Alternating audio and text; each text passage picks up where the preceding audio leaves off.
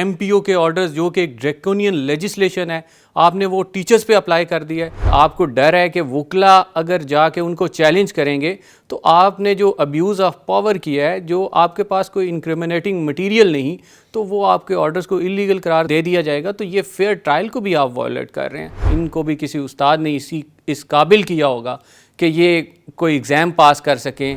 السلام علیکم جی, پیغام ٹی وی میں آپ کو خوش آمدید کہتے ہیں. میں ہوں ارسلان اعظم. کسی بھی ملک کو قوم کی ترقی میں اساتذہ کا بڑا کلیدی کردار ہوتا ہے. اس وقت جو موجودہ صورتحال میں اساتذہ جس صورتحال سے دوچار ہیں آپ سب بھی جانتے ہیں. اساتذہ اس وقت ملک کے مختلف شہروں میں سراپا احتجاج ہیں اور کچھ اساتذہ جو ہیں وہ اس وقت پابند سلاسل ہیں. اسی حوالے سے ہمارے ساتھ بلال بشیر صاحب ایڈوکیٹ ہیں, اساتذہ کی آواز بنے ہوئے ہیں. اساتذہ کے کیا مطالبات ہیں, کن بنیادوں پر وہ سڑکوں پر نکلے ہیں, یہ تمام تر باتیں بلال بشیر صاحب سے جانتے ہیں. بہت شکریہ بلال بھائی آپ کے وقت کا. سب سے پہلے تو یہ بتائیے کہ جو 150 اس وقت اساتذہ ہیں جو پابند سلاسل ہیں ان کے بارے میں بتائیے, کیا آپ نے دیکھا, کیا دیکھ کر آئے ہیں؟ ایکچولی جب انفارچونیٹلی مجھے یہ کہنا پڑ رہا ہے کہ ان کی حالت جیلیں ویسے ہی ہماری آئیڈیل نہیں, اور جس طرح سے ان کے ساتھ کرمنلز والا ٹریٹمنٹ کیا جا رہا ہے وہ انتہائی انفارچونیٹ ہے ہمارے لیے. ان کو مطلب ہارڈنڈ کرمنلز کے ساتھ رکھا ہوا ہے. ان کے کھانے کی چیزیں ان تک نہیں پہنچ رہی, ان کی باقی چیزیں جو بھی باہر سے کوئی دینے جاتا ہے, کوئی ورثہ دینے جاتے ہیں تو ان تک نہیں پہنچ پاتی. تو کیا ان کے ساتھ ہم ٹیررسٹ والا سلوک کر رہے ہیں؟ پہلے ہم نے ان کو ایک اللیگل آرڈرز جو کہ کہیں پہ سٹینڈ ہی نہیں کرتے, جن کا کوئی تک ہی نہیں, آپ اس طرح کے آرڈرز جو ہیں MPO کے آرڈرز جو کہ ایک ڈریکونین لیجسلیشن ہے آپ نے وہ ٹیچرز پہ اپلائی کر دیا ہے. تو یہ بہت ہی انفارچونیٹلی ہم یہ کر رہے ہیں, اور ہماری سوسائٹی میں استاد کے ساتھ یہ رویہ جو رکھا جا رہا ہے یہ جتنی بھی اس کی مذمت کی جائے وہ کم ہے. اور جیل کے حالات تو میں ان کو بیان نہیں کر سکتا کہ اتنے برے ہیں. وہ پہلے تو ان کے ساتھ کسی کو ملنے ہی نہیں تھا دیا جا رہا, ان کے بلڈ ریلیشنز کو بھی نہیں تھا ملنے دیا جا رہا. ایون کہ کل ہم نے وکلا نے کوشش کی کہ ہم وکالت نامے ان کے سائن کروا لیں, تو وکالت نامے تک نہیں سائن کروانے دیے جا رہے. تو یہ مطلب ان کے ساتھ آپ کرنا کیا چاہتے ہیں؟ کیا ان کی اللیجیٹمیٹ ڈیمانڈز ہیں؟ ان کی لیجیٹمیٹ ڈیمانڈز ہیں, ان کے فنڈامنٹل رائٹس ہیں جو آپ وائلیٹ کر رہے ہیں. ان کا آرٹیکل 9 کانسٹیٹیوشن کا آپ وائلیٹ کر رہے ہیں, آپ فریڈم آف ایکسپریشن وائلیٹ کر رہے ہیں. وہ ایک پرامن احتجاج تھا, وہ پیسفلی بیٹھے ہوئے تھے, وہ اپنا پروٹیسٹ ریکارڈ کروا رہے تھے. آپ نے آدھی رات کو ان پہ ریڈ کیا, پھر ان پہ جھوٹی FIRs کی, پھر ان کو اٹھا کے لے گئے. پھر مجسٹریٹ صاحب نے جب ان کو FIR میں ریلیز کیا, ڈسچارج کیا, تو آپ نے MPO کے تحت ان کو ری اریسٹ کر لیا. تو بس افسوس کے ساتھ یہ کہنا پڑ رہا ہے کہ اساتذہ کے ساتھ جس طرح کا رویہ رکھا جا رہا ہے یہ بالکل کسی بھی مہذب معاشرے میں کبھی بھی حصہ نہیں ہو سکتا, اور کوئی بھی جو تھوڑا سا بھی سویلائز سٹیزن ہے وہ کبھی بھی اس کو سپورٹ نہیں کر سکتا. اور جو اتھارٹیز ہیں جس طرح سے وہ بے دریغ ریاستی ہتھ کنڈوں کا استعمال کر رہے ہیں وہ انتہائی قابل مذمت ہے, اور ان کو چاہیے کہ اس طرح سے ابیوز آف پاور نہ کریں. اچھا مجھے یہ بتائیے کہ ڈیمانڈز کی اگر ہم بات کریں تو گورنمنٹ سے کیا ڈیمانڈز ہیں اساتذہ کی؟ ایکچولی ان کی لیجیٹمیٹ ڈیمانڈز ہیں, اور پاکستان کے شہریوں کو یہ حق ہے کہ وہ پیسفلی پروٹیسٹ کر سکتے ہیں اور اپنی ڈیمانڈز اتھارٹیز کے سامنے رکھ سکتے ہیں. جی, اگر وہ پیسفلی اسمبل ہیں کسی جگہ پہ تو آپ ان پہ اس طرح کی کارروائی نہیں کر سکتے. تو ان کی جو ڈیمانڈز ہیں ان کی طرف میں آنا چاہوں گا. تو ان کی ڈیمانڈز لیجیٹمیٹ ہیں, جیسے میں نے پہلے ذکر کیا.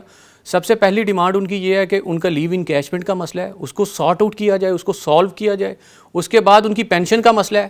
ان کی پینشن جس طرح سے جب ان کی بھرتیاں ہوئی آج سے 20 سال پہلے, 30 سال پہلے, 35 سال پہلے, تو جس طرح سے ان کی بھرتیاں ہوئی, جو ان کے ساتھ ایگریمنٹ کیے گئے, جو ان کے ساتھ وعدے کیے گئے, اس پہ پورا اترنا چاہیے.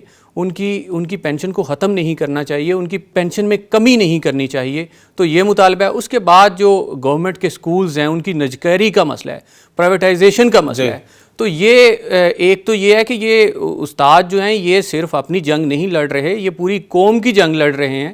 اگر یہ پرائیویٹائز ادارے ہو جاتے ہیں تو ان اداروں میں فیسیں بھی ہوں گی, کیا ہمارے ملک میں جو کہ پاورٹی لائن سے آدھی سے زیادہ پاپولیشن ہماری پاورٹی لائن سے نیچے رہ رہی ہے، کیا وہ اپنے بچوں کی فیسیں دے سکیں گے؟ ہم تو فنڈامنٹل رائٹس کی ادھر ہی وائلیشن کر دیں گے.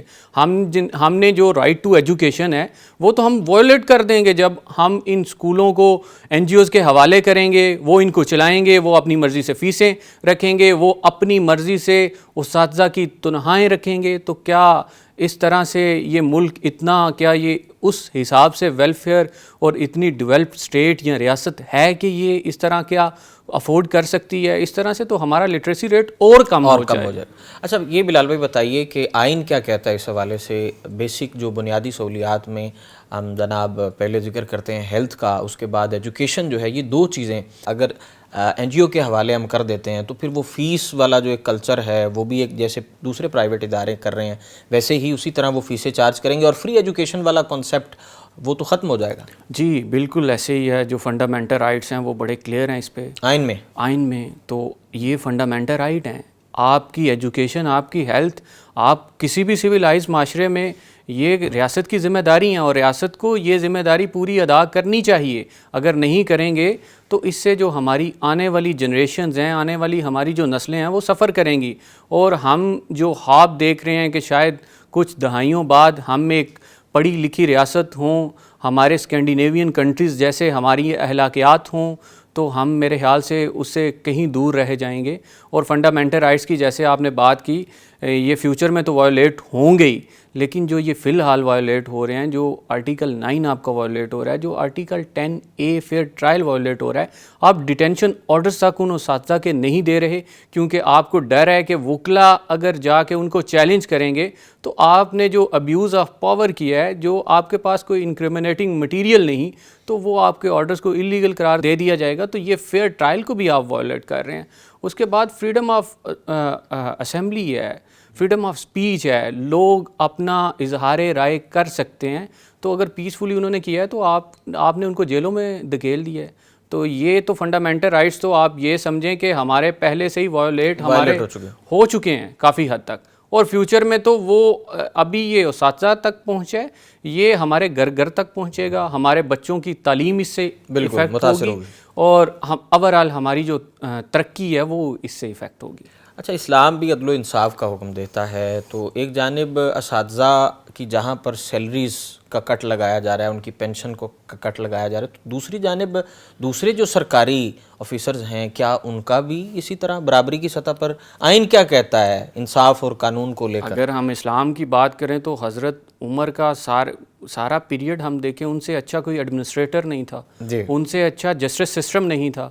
ہم ان کی ایگزامپلز دیتے ہیں. تو ہماری ایک اسلامی ریاست ہے، ہمارے آئین کے مطابق ایک اسلامی ریاست ہے، اسلامک ریپبلک آف پاکستان ہے. تو ہم نے وہ جو حضرت عمر کی اقدار تھی، جو ویلیوز تھی، جو سوسائٹی وہ انہوں نے فارم کی، اور جو سوسائٹی وہ چاہتے تھے فیوچر میں ہو، وہ اس سے بھی ہم کہیں دور ہیں. اور انفارچونیٹلی اسلامی ریاست ہونے کے باوجود ہم اس طرف نہیں جا رہے کہ ہم ایک اسلامک ویلفیئر اسٹیٹ بنیں. اور اس کی وجہ یہ ہے، جیسے آپ نے ذکر کیا کہ باقی جو امپلائیز ہیں ان کا کیا ہے. تو آپ کی بیوروکریسی کی گاڑیاں ابھی وہی چل رہی ہوتی ہیں، ٹھیک ہوتی ہیں، وہ آپ پٹواریوں کو دے دیتے ہیں، اور ان کے لیے نئی گاڑیاں آپ فنڈ سے لے لیتے ہیں. آپ نے ان کے پیٹرول دیکھے ہیں، آپ نے کبھی مطلب کس طرح سے وہ بے دریغ آپ کے جو پبلک منی ہے اس کا یوز کر رہے ہیں، اور وہ پھر پبلک آفیسز میں بیٹھ کے نہ تو وہ سرو کر رہے ہیں، وہ صرف ادھر ایک شاہی کلچر ہے جو ہمیں برٹشرز دے کے گئے. قائد اعظم محمد علی جناح نے جو اسلامی ریاست کا خواب ہمیں دکھایا اور جس کے لیے انہوں نے جدوجہد اپنے ساتھیوں کے ساتھ کی، ہم اس سے بھی دور رہ گئے، کیونکہ ہم نے وہ شاہی کلچر جو ہے وہ برٹشرز کا اڈاپٹ کر لیا. اور یہ انتہائی انفارچونیٹلی ہے. انفارچونیٹلی میں کہہ رہا ہوں کہ ہم آج بھی وہیں پہ کھڑے ہیں جہاں پہ ہم 1947 میں کھڑے تھے، اور مجھے ڈر ہے کہ اگر اسی طرح سے رہا تو ہم شاید 1947 میں جو حالات تھے اس سے بھی پیچھے چلے جائیں. اچھا مجھے یہ بتائیے، ابھی جو اساتذہ ہیں ان کی رہائی کے لیے کیا کیا اقدامات ہو رہے ہیں؟ آپ اپنے تئیں کس حد تک کوششیں کر رہے ہیں؟ جی پہلی بات تو یہ ہے کہ یہ ڈیٹینشن آرڈر نہیں تھے دے رہے. جیسے میں نے پہلے ذکر کیا، ان کو یہی خوف تھا کہ ان کے ڈیٹینشن آرڈرز اڑ جائیں گے، مطلب ان کو ایلیگل قرار دے دیا جائے گا کورٹ سے، تو ڈیٹینشن آرڈرز نہیں دے رہے تھے. Through writs through court detention order لیے گئے ہیں, جو کہ ایک لیگل رائٹ ہے. آپ آفس میں جاتے ہیں, رائٹ ٹو انفارمیشن بھی آپ ہمارے کانسٹیٹیوشن میں ہے. آپ کسی آفس میں جاتے ہیں, آپ جا کے آپ کے اگینسٹ کوئی چارجز ہیں, آپ جا کے وہاں سے وہ چارجز وصول کریں, ان کی کاپیز لیں. اگر کوئی آرڈرز ایسے ہیں, اگر کہیں پہ آپ نے کوئی کہیں پہ کسی کے رائٹ کو انفرنج کیا ہے یا کوئی اللیگل ایکٹیویٹی کی ہے, تو آپ کے اگینسٹ چارجز ہوں گے. آپ وہ چارجز لینے جائیں گے, وہ اتھارٹیز آپ کو دیں گی, تاکہ آپ ان کو کسی کورٹ آف لاء میں چیلنج تو کریں, کسی پروسیجر میں, لیگل پروسیجر میں آئیں تو صحیح. تو یہ تو وہ بھی دینے سے قاصر تھے, تو وہ تھرو کورٹ لیے. اس کے بعد اب فردن ریٹس ہم کرنے جا رہے ہیں. 100 سے زیادہ لوگ ہیں. اب میں ایگزیکٹ ان کی اسٹرینتھ نہیں بتا سکتا, کہ کیونکہ ابھی بھی ہمیں نہیں پتا کہ کچھ لوگوں کو ابھی بھی انہوں نے اللیگلی ڈیٹین کیا ہوا ہے. ٹھیک ہے, ان کا کوئی ریکارڈ میں ہے ہی نہیں کچھ. تو اگر اس طرح سے یہ کریں گے تو ہم کورٹ آف لاء میں ریمیڈیز ہم نے کوشش کر رہے ہیں. ہم نے کچھ ریٹس فائل کی ہیں. کل ہماری ایک ریٹ لگی ہوئی ہے, اور مجھے پوری امید ہے عدلیہ سے کہ عدلیہ ان جو ٹیچرز ہیں, جو کہ جنہوں نے ان ججز کو اس مقام تک پہنچایا ہے, جن کی ایفرٹ سے آج آپ ادھر بیٹھے ہوئے ہیں, میں ادھر بیٹھا ہوا ہوں, اور یہ ججز اپنے کورٹ رومز میں بیٹھے ہوئے ہیں, اور وکلا کچہری میں بیٹھے ہوئے ہیں.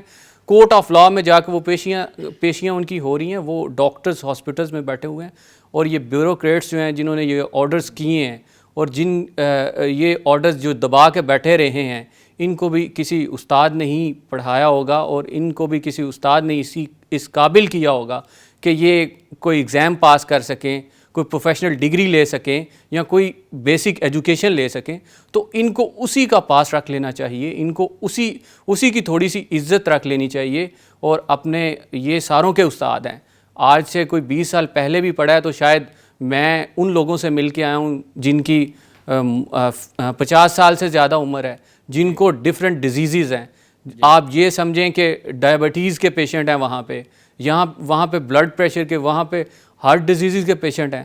تو ان کے ساتھ اس طرح کا سلوک, ان کو ہارڈنڈ کرمنلز کے ساتھ رکھنا, ہائی سیکیورٹی میں رکھنا, ان تک کوئی چیزیں نہ پہنچنا, تو یہ ہمیں سوچنا چاہیے. یہ ہمیں اجتماعی طور پہ سوچنا چاہیے, نہ کہ انفرادی طور پہ. ہمیں سوچنا چاہیے کہ ہم کس طرف لے کے جا رہے ہیں. چلیں جی, بہت شکریہ جی. بلال صاحب ہمارے ساتھ موجود تھے, جو کہ اساتذہ کی آواز بلند کر رہے ہیں. اس میں کوئی شک نہیں, جو ہمارے معاشرے کا کوئی بھی شعبہ ہے, اس میں چاہے وہ ڈاکٹرز ہیں, چاہے وہ ججز ہیں, چاہے وہ بیوروکریسی ہے, جو بھی ہیں, وہ کسی نہ کسی استاد کے زیر سایہ ضرور رہے ہیں, کسی نہ کسی استاد سے. اس میں کوئی شک نہیں, استاد کا مقام جو ہے وہ ہر معاشرے میں بہت بلند ہے. اور ہم امید کرتے ہیں کہ یہ معاملہ بہت جلد جو ہے اس کو سمیٹا جائے گا, اور جو اس اساتذہ کے جو حقوق ہیں, یہ جو نجکاری والا معاملہ ہے, یہ جو لیو انکیشمنٹ والا معاملہ ہے, اس کا کوئی نہ کوئی جو ہے وہ پراپر حل ضرور کیا جائے گا, اور عدل و انصاف کا جو ایک پہلو ہے اسے بھی بھرپور طریقے سے اجاگر کیا جائے گا. یہیں پر اپنے میزبان ارسلان اعظم کو اجازت دیجیے. اللہ نے کے بعد.